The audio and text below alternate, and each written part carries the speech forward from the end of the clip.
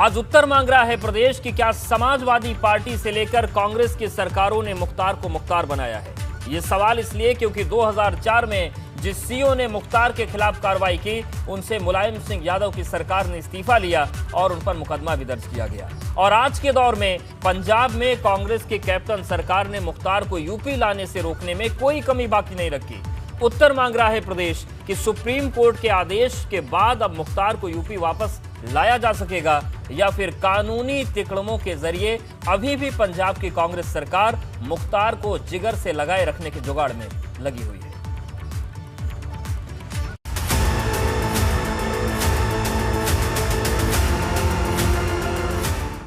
सीना तान कर कानून और आवाम को कुचलने वाला माफिया मुख्तार अब यूपी आने के डर से व्हील चेयर पर आ गया है। सुप्रीम कोर्ट से यूपी लाए जाने का आदेश आने के बाद लगा था कि अब एक माफिया के मोहब्बत में तिकड़मों की इंतहा त्याग कर पंजाब की कांग्रेस सरकार आदेश का पालन करेगी, लेकिन ऐसा हुआ नहीं।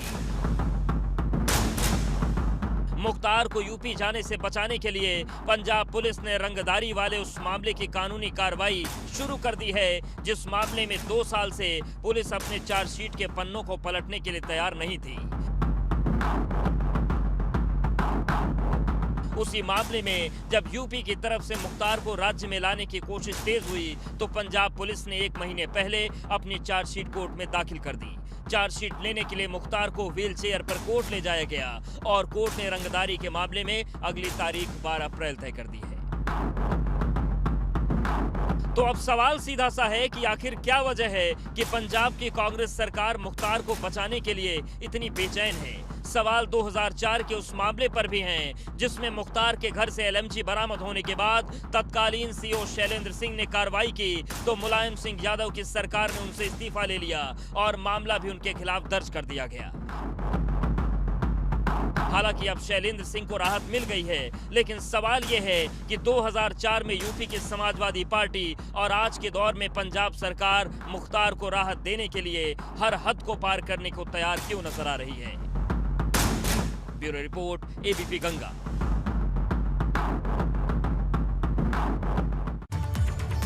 तो सवाल सीधा सा यही है कि आखिर ऐसी क्या वजह है कि एक राज्य की सरकार और देश का एक बड़ा दल मुख्तार अंसारी को बचाने के लिए, यूपी आने से रोकने के लिए अपनी पूरी जी जान लगाकर बैठा है। कुछ खास मेहमान हमारे साथ जुड़ गए हैं, उनका हम रुख करेंगे। डॉक्टर अनुराग भदौरिया जी हैं, प्रवक्ता समाजवादी पार्टी, आलोक अवस्थी प्रवक्ता बीजेपी, शैलेंद्र सिंह जी पूर्व सीओ जिन्होंने मुख्तार के खिलाफ कार्रवाई की थी और उसके बाद उनसे इस्तीफा लिया गया था, मामला दर्ज किया था, विवेक त्रिपाठी संवाददाता हमारे साथ जुड़ रहे हैं लखनऊ से। और यहां पर आपको बता दें कि कांग्रेस आज की डिबेट से भागी हुई है। कांग्रेस के कई नेताओं से हमने बात करने की कोशिश की, लेकिन कोई भी इस मामले पर बैठने को तैयार नहीं है। वो अलग बात है कि कांग्रेस की तरफ से पंजाब में खुला खेल फरोखाबादी चल रहा है। सबसे पहले विवेक, आपके पास ही आ रहे हैं। जिस तरीके की तिकड़मबाजियां पंजाब सरकार की तरफ से चल रही है, 2 साल जिस मामले में पुलिस को पन्ना पलटने की फुर्सत नहीं थी, अचानक से 1 महीने पहले वो चार्जशीट लगा देते हैं रंगदारी के मामले में। आज मुख्तार को व्हील चेयर पर बीमार दिखाने के लिए ले जाया जाता है। ये तिकड़मबाजी का जवाब यूपी सरकार के पास है क्या, या फिर माने कि मामला और खिंचेगा?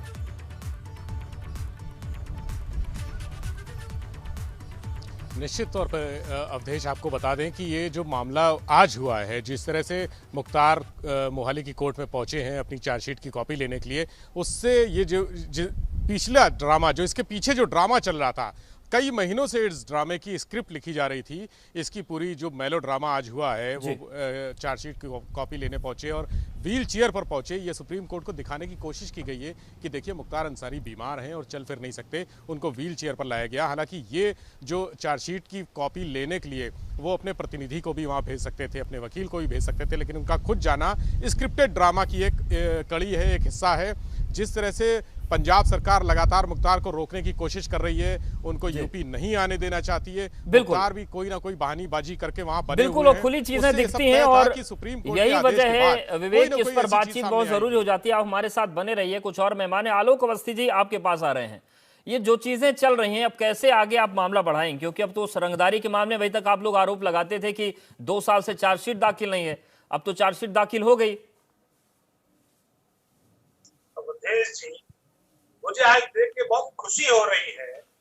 जो मुख्तार अंसारी के भय से उत्तर प्रदेश कांपता था, आज वो योगी आदित्यनाथ के भय से जो है कुर्सी पर थर-थर कांप रहा है। एक नाटक पे करने पे आमादा हो गया है कि व्हील चेयर पे चला गया है, जबकि ये सारा ढकोसला है। सुप्रीम कोर्ट ने उनकी जो है जितनी भी इनकी इस तरह की घटनाएं थी या स्वास्थ्य के जितने भी कारण उन्होंने प्रस्तुत किए थे, उन सबको नकारते हुए सुप्रीम कोर्ट ने आदेश दिया है कि उनको 2 हफ्ते के अंदर उत्तर प्रदेश जाना ही होगा। ये फैसले काम आने वाले नहीं है। ठीक है, उस पर निगाहें बनी रहेंगी क्योंकि कानूनी चीजें जो होती हैं वो कानून के हिसाब से चलती हैं।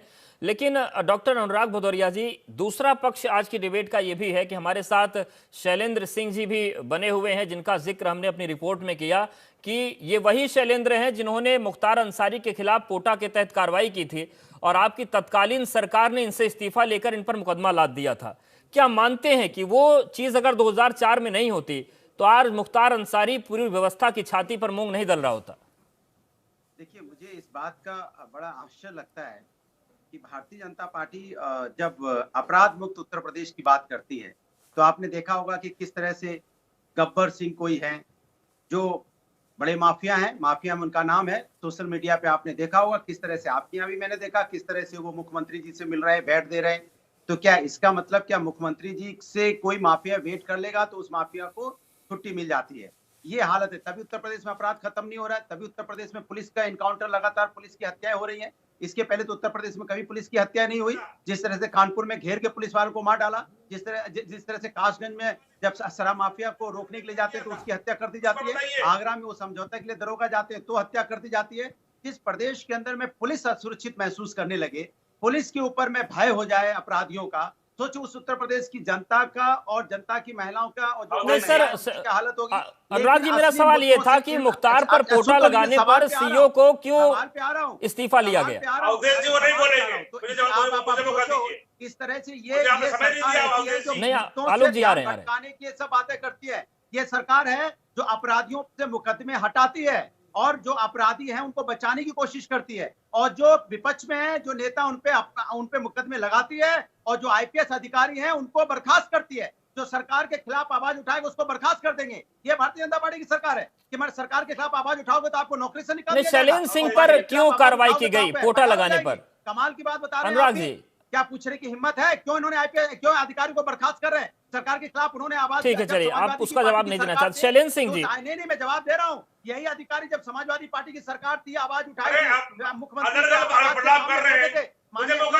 मिनिस्टर थे, हमने तो अधिकारी को बर्खास्त नहीं किया, हमने लोकतंत्र का सम्मान किया। अच्छा, इस्तीफा लेकर लोकतंत्र का सम्मान किया और मुकदमा भी लाद दिया। बहुत अच्छा। के खिलाफ आवाज उठाई जाएगी तो आप नौकरी से निकाल देंगे। कमाल की बात है। इसका जवाब है क्या मुख्यमंत्री जी? ठीक है शैलेंद्र सिंह जी, अधिकारी आपके खिलाफ बोलेगा तो उसको नौकरी। अनुराग भदौरिया जी की मजबूरी है कि वो इस पर ना बोले, लेकिन आप बताएं हुआ क्या था? पोटा जब आपने मुख्तार अंसारी पर लगाया तो क्या आपको अपराधी क्यों मान लिया गया उसमें? शैलेंद्र जी,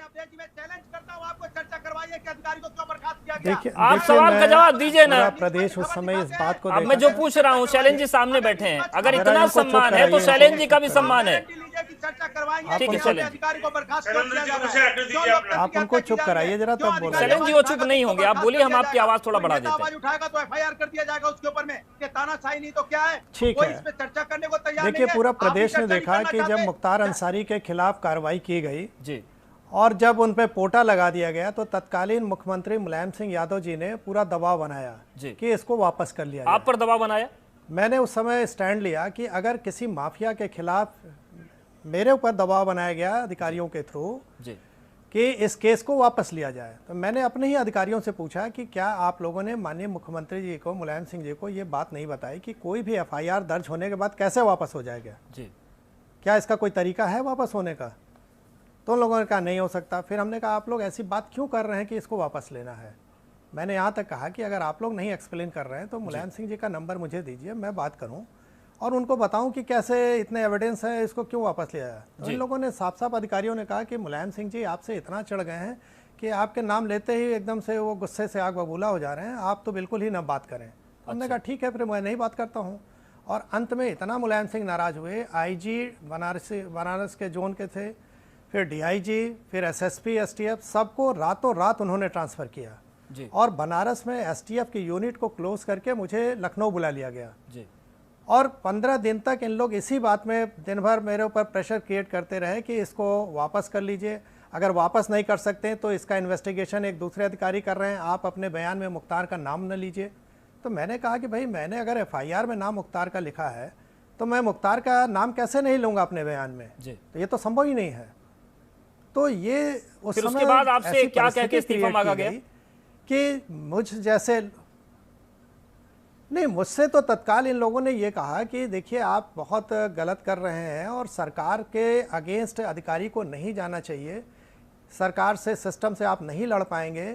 मैंने कहा देखिए सरकार से हम नहीं लड़ सकते, सिस्टम से नहीं लड़ सकते, हम मान लिए माफिया भी उनके साथ हैं, लेकिन मुझे एक प्रश्न का जवाब दीजिए, क्या जब अधिकारी नियुक्त होता है तो वो लोक सेवक के रूप में नियुक्त होता, पब्लिक सर्वेंट के रूप में, और हम ऐसा काम क्यों न करें जिससे पब्लिक को राहत हो? ठीक है, पब्लिक को राहत हो, हमारी जवाबदेही। अनुराग जी, जो सवाल का आप चैलेंज कर रहे थे वो सवाल मैं आलोक जी से पूछूंगा, लेकिन बस आप इतना बताइए कि क्या सही था पोटा लगाने पर मुख्तार को उसके बाद इस तरीके से किसी आदमी को प्रताड़ित करना?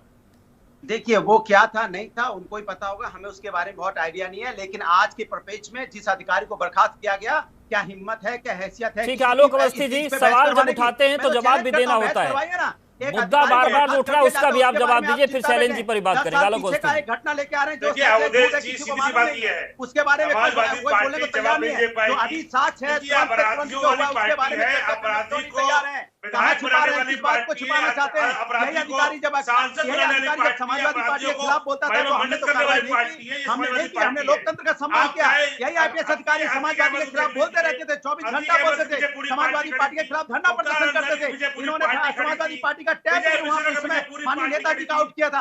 अनुराग जी, आप बार बार IPS का नाम ले रहे हैं, अमिताभ ठाकुर का भी आपको नाम याद होगा, मुलायम सिंह जी ने किस तरीके से बात की थी, उसके बाद क्या शुरू हुआ था, तो ये क्यों ऐसा हो जाता है? जब आपके खिलाफ बोला तो आपने बर्खास्त कर दिया, ये तानाशाही नहीं क्या है, लोकतंत्र की हत्या नहीं क्या है? इसके बारे में चर्चा करेगा कोई? क्या हिम्मत है चर्चा करने की? ये चर्चा नहीं करना चाहती सरकार, ये सरकार तानाशाही अपनाना चाहती है, दो चेहरे लेकर चलना चाहती है, इनका कोई चेहरा नहीं है, ये पता नहीं कौन सा चेहरा लेकर चलना चाहते हैं। बड़ा अपडेट आ रहा है, मुख्तार अंसारी वापस रोपड़ जेल पहुंच गया है। मोहाली कोर्ट में मुख्तार की पेशी हुई थी और बिल्डर से उगाही के मामले में मुख्तार की पेशी हुई थी, लेकिन अब जानकारी मिल रही है कि मुख्तार को दोबारा रोपड़ जेल पहुंचा दिया गया है। मोहाली कोर्ट में पेशी हुई थी आज, चार्जशीट की कॉपी लेने के लिए ले जाया गया व्हील चेयर पर बिठाकर, और अब मुख्तार अंसारी वापस रोपड़ जेल पहुंच गया। देखिए हम रोपड़ जेल की तस्वीरें आपको दिखा रहे हैं, जहां पर जो एम्बुलेंस मुख्तार अंसारी को लेकर पहुंची थी वो रोपड़ जेल पहुंच गई है। तो एबीपी गंगा पर एक्सक्लूसिव तस्वीरें आपको दिखा रहे हैं, मोहाली में पेशी हुई, और अब जो पंजाब की रोपड़ जेल है वहां पर मुख्तार अंसारी को लेकर जो टीम थी वो पहुंच गई है। और इन सब के बीच सवाल यही है कि आगे क्या होगा, क्या कानूनी पेचीदगियों में फंसाकर एक बार फिर से पंजाब सरकार ने कोशिश शुरू कर दी है कि मुख्तार को किसी भी ढंग से यूपी न पहुंचने दिया जाए, क्योंकि जिस मामले में चार्जशीट नहीं लग रही थी अचानक से चार्जशीट लग गई। और सबसे पहले शैलेंद्र जी आपके पास ही आ रहे हैं, जो कुछ भी इस वक्त पंजाब की कांग्रेस सरकार कर रही है मुख्तार को यूपी जाने से रोकने के लिए, क्या ये घटना और 2004 की घटना आपको समान लगती हैं? उस वक्त भी यही हट यूपी सरकार का मुख्तार को बचाने के लिए था? बिल्कुल आप सही कह रहे हैं। उस समय 2004 में तत्कालीन मुलायम सिंह की सरकार ने यही काम किया था जो आज पंजाब के सरकार ने कर रही है, लेकिन इन लोग बहुत दिन तक बच नहीं पाएंगे। जितने गरीबों को, जितने असहाय लोगों को इन लोगों ने सताया है, जितने बेगुनाहों की हत्याएं की हैं, सबकी आह इन लोग को लग रही है। और आप समझिए कि आज जो इन्होंने ड्रामा किया है कि व्हील चेयर पर बैठ के गए हैं और न्यायालय को दिखा रहे हैं कि मैं बीमार हूँ, तो ये भूल रहे हैं कि न्यायालय सुप्रीम कोर्ट में इनका केस है, और सुप्रीम कोर्ट में ही मैं तो आपके माध्यम से माननीय योगी जी से अपील करूंगा कि सुप्रीम कोर्ट में एक इन लोग दाखिल करके और डायरेक्शन ले लें कि एम्स के डायरेक्टर इनका, उनके पैनल डॉक्टरों का चेक करें इनका हेल्थ, पंजाब के गवर्नमेंट के डॉक्टर्स ना करें, क्योंकि वो तो दबाव में आ जाएंगे। तो एक इनके लिए लीगल तरीका ये है कि तत्काल वहां पे एक किससे ज्यादा नाराजगी है, मुख्तार की वजह से आपको इतनी लंबी लड़ाई लड़नी पड़ी इस बात की, या यूपी सरकार के एक्शन से? किससे नाराजगी ज्यादा है आपको? नहीं, मैं तो देखिए जब मैंने रिजाइन किया तो मैं कांग्रेस में था उस समय, ज्वाइन करने के 1 साल 2 साल बाद करीब, और मुझे याद है मैं तत्कालीन प्रदेश अध्यक्ष सलमान खुर्शीद जी थे, तो मैं एक मंच पे बैठा था, तो मैंने पूरा प्रकरण दिया, मैंने मुख्तार का नाम नहीं लिया। तो सलमान खुर्शीद जी ने फिर मन से बोला कि शैलेंद्र आपने तो मुख्तार के बारे में बोला ही नहीं। तो मैंने कहा सर मुख्तार तो एक छोटी मछली, इनसे क्या हम लोग का बैर है। हम लोग का तो रोना ये है कि जो सरकार है वो सरकार ठीक से काम नहीं कर रही है। ठीक है आलोक अवस्थी, वक्त कम है, सीधा सवाल जो अनुराग जी आपसे बार-बार जानना चाह रहे हैं कि आप लोग क्या चश्मा अलग है, आपकी सरकार में क्यों आईपीएस बैठते हैं धरने पर अगर इतनी चिंता है तो?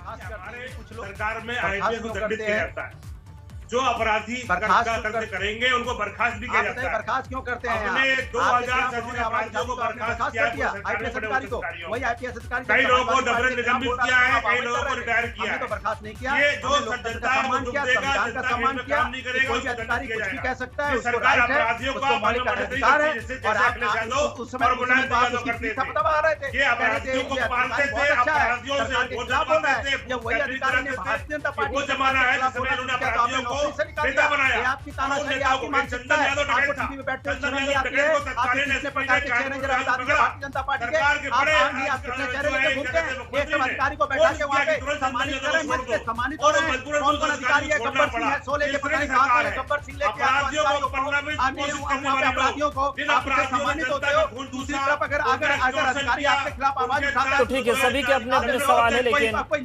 इन सवालों का जवाब कब मिलेगा इस पर निगाहें बनी है। लेकिन एक बार फिर से पंजाब सरकार की तरफ से कोशिश शुरू हो गई है कि मुख्तार को यूपी आने से रोका जाए। अब देखने वाली बात होगी कि स्थिति क्या होगी। आप सभी का बहुत शुक्रिया हमारे साथ जुड़ने के लिए, बातचीत करने के लिए। उत्तर मांग रहा है प्रदेश कि मुख्तार यूपी आ पाएगा या फिर मुख्तार को पंजाब में ही अपने जिगर से लगाए रखने के जुगाड़ में कैप्टन सरकार किसी भी हद को ऐसे ही पार करती रहेगी।